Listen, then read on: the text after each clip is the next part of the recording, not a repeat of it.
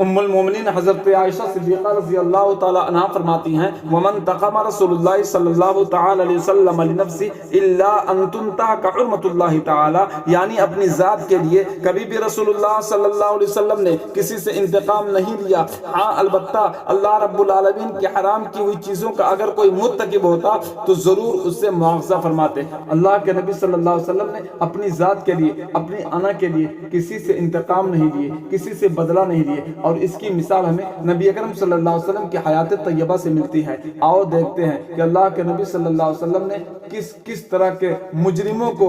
کس طرح کے ظالموں کو اللہ کے نبی صلی اللہ علیہ وسلم نے آسانی کے ساتھ معاف کر دیا ہے۔ جنگ احد میں عتبہ بن ابی وقاص نے آپ کے دندان مبارک کو شہید کر دیا، اور عبداللہ بن قیمہ نے چہرہ انور کو زخمی اور خون آلود کر دیا، مگر آپ نے ان لوگوں کے لیے اس کے سوا کچھ بھی نہ فرمایا کہ اللہم اہد قومی فإنہم لا يعلمون، یعنی اے اللہ میری قوم کو ہدایت دے کیونکہ یہ لوگ مجھے نہیں جانتے۔ یہ کہہ کر کے اللہ کے نبی صلی اللہ علیہ وسلم نے معاف فرما دیا۔ اور آگے دیکھتے ہیں، خیبر میں زینب نامی یہودی عورت نے آپ کو زہر دیا، مگر آپ نے اس سے کوئی انتقام نہیں لیا۔ لبید ابن عاصم نے آپ پر جادو کیا اور بذریعہ وحی اس کا سارا حال معلوم ہوا، مگر آپ نے اس سے کچھ مواخذہ نہیں فرمایا۔ غورت ابن الحارث نے آپ کے قتل کے ارادہ سے آپ کی تلوار لے کر نیام سے کھینچ لی۔ جب حضور اکرم صلی اللہ علیہ وسلم نیند سے بیدار ہوئے تو غورت ابن الحارث کہنے لگا کہ اے محمد صلی اللہ علیہ وسلم، اب کون ہے جو آپ کو مجھ سے بچائے گا؟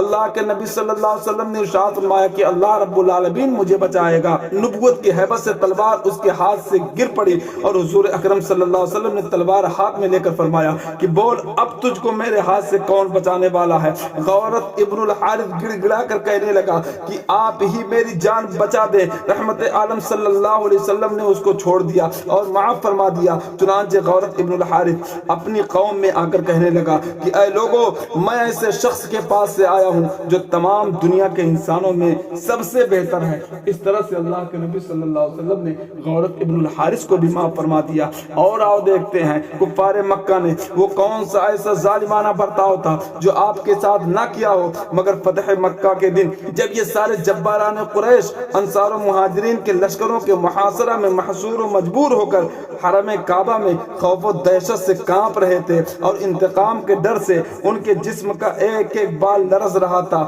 رسول اکرم صلی اللہ علیہ وسلم نے ان مجرموں اور پاپیوں کو یہ فرما کر چھوڑ دیا اور معاف فرما دیا، لا تثریب علیکم اليوم فاذهبوا انتم الطلقاء، آج تم سے کوئی مواخذہ نہیں ہے، جاؤ تم سب آزاد ہو۔ اللہ کے نبی صلی اللہ علیہ وسلم نے یہ کہہ کر کے ان تمام کفار و مشرکین کو معاف فرما دیا۔ اور آگے دیکھتے ہیں، ایک کافر کو صحابہ کرام رضوان اللہ تعالی علیہ مجمعین پکڑ کر لائے کہ یا رسول اللہ صلی اللہ علیہ وسلم، اس نے آپ کے قتل کا ارادہ کیا تھا، وہ شخص خوف و دہشت سے لرزہ پر اندام ہو گیا۔ رحمت للعالمین صلی اللہ علیہ وسلم نے فرمایا کہ تم کوئی خوف نہ رکھو، بالکل مت ڈرو، اگر تم نے میرے قتل کا ارادہ کر لیا تھا تو کیا ہوا؟ تم کبھی میرے اوپر غالب نہیں ہو سکتے تھے، کیونکہ خداوند قدوس نے میری حفاظت کا وعدہ فرما لیا ہے۔ الغرض اس طرح کے نبی اکرم صلی اللہ علیہ وسلم کی حیات طیبہ میں ہزاروں واقعات ہیں جن سے پتہ چلتا ہے کہ حلم و عفو یعنی ایذاؤں کا برداشت کرنا اور مجرموں کو قدرت کے باوجود بغیر انتقام کے چھوڑ دینا اور معاف کر دینا،